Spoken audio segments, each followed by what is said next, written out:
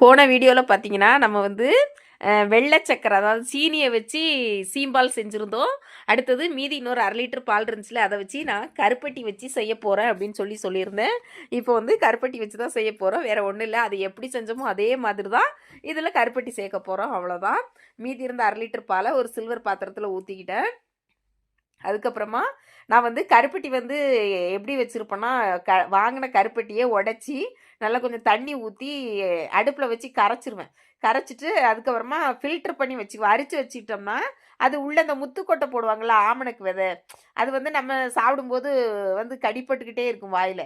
அதெல்லாம் ஃபில்டர் பண்ணி இல்லாட்டி அந்த அவங்க காய்ச்சி ஊற்றுற இடத்துல பார்த்தீங்கன்னா புளிய மரம் இருக்கும். அப்போ அதோட தலையெல்லாம் வந்து அந்த கருப்பட்டியில் மேக்ஸிமம் எனக்கு 1, 2 உளுந்துருக்கும். அதனால் வந்து என்ன பண்ணுவேன்னா, அதை வந்து நல்லா வடிகட்டி தண்ணி ஊற்றி கரைச்சி வடிகட்டி நான் எடுத்து வச்சுக்குவேன். ஸ்டவ்வில் வச்சு இது காய்ச்சி எடுத்து வச்சுக்குவேன்.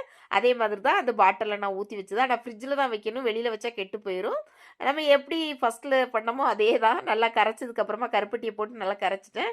கரைச்சதுக்கப்புறமா ஒரு குக்கர் உள்ள வச்சுருக்கேன். அது வந்து இட்லி சட்டியில் வச்சேன்னா இது குக்கரில் வச்சுருக்கேன்.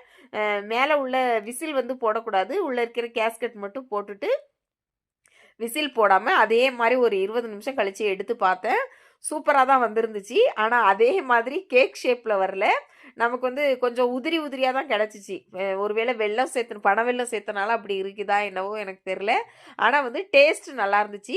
இது உள்ளேயே கொஞ்சம் சுக்கும் போட்டு செஞ்சால் இன்னும் சூப்பராக இருந்திருக்கும். ஆனால் வீட்டில் யாரும் அது போட்டால் சாப்பிட மாட்டாங்க. சரி, சாப்பிட்றத நம்ம கெடுக்க வேண்டாம் அப்படிங்கிறதுக்காக நான் சுக்கு போடல.